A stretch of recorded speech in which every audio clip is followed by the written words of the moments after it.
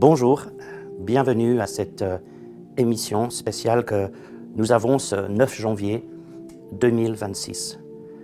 Le jour où la Suisse, à 14 heures, aura un moment de recueillement pour toutes les victimes de la constellation à Crans-Montana. Et ensemble, nous allons partager quelques pensées.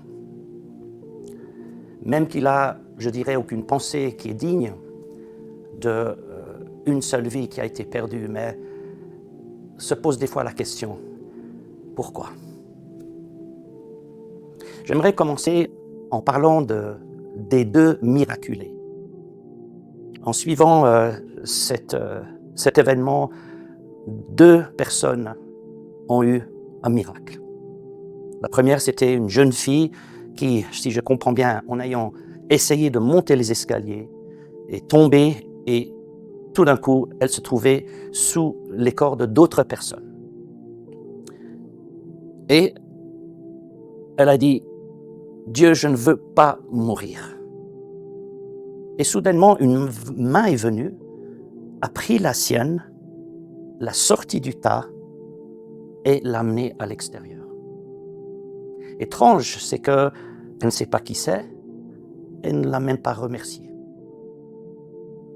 Le deuxième cas parle d'un jeune homme qui nous dit qu'à un moment donné, en bas, là où le feu avait bien pris, il n'avait point de secours.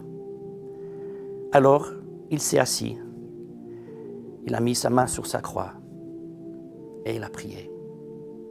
Et des témoins nous disent que tout autour de ce jeune homme assis par terre avait les flammes.